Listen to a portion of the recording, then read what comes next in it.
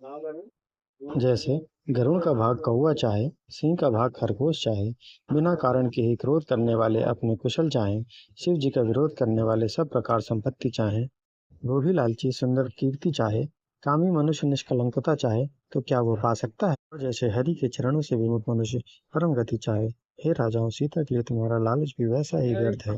कोलाहल सुनकर सीता जी शंकित हो गईं। तब सखियां उन्हें वहां ले गईं जहां रानी थी। श्री रामचंद्र जी मन में सीता जी के प्रेम का बखान करते हुए स्वाभाविक चाल से गुरु जी के पास चले। रानियों सहित सीता जी सोच के वश में हैं कि ना जाने विधाता अब क्या करने वाले हैं। राजाओं के वचन सुनकर लक्ष्मण जी इधर उधर ताकते हैं, किंतु श्री रामचंद्र जी के डर से कुछ बोल नहीं सकते। उनके नेत्र लाल और भुएं टेढ़ी हो गईं।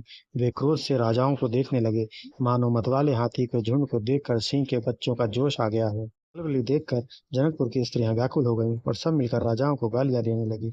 उसी मौके पर शिव जी का धनुष टूटने का सुनकर भ्रीकुल रूपी कमल के सूर्य परशुराम जी आए।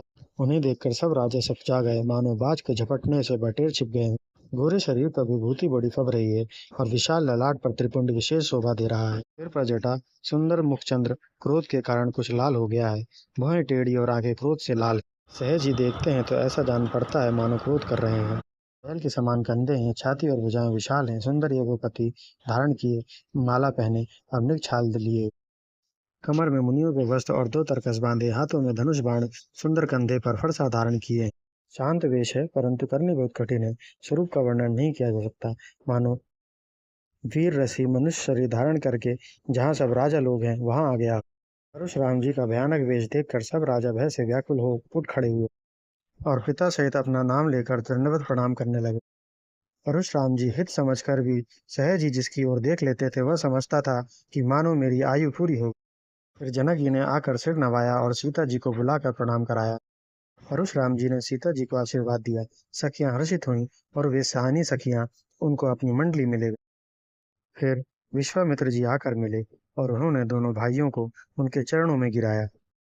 ये राम और लक्ष्मण राजा दशरथ के पुत्र हैं। उनकी सुंदर जोड़ी देखकर परशुराम जी ने आशीर्वाद दिया।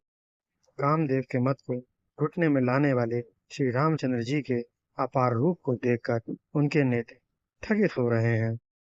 फिर सब देखकर जानते हुए भी अनजान की तरह जनक जी से पूछते हैं कि कहो, यह बड़ी भारी भीड़ कैसी है?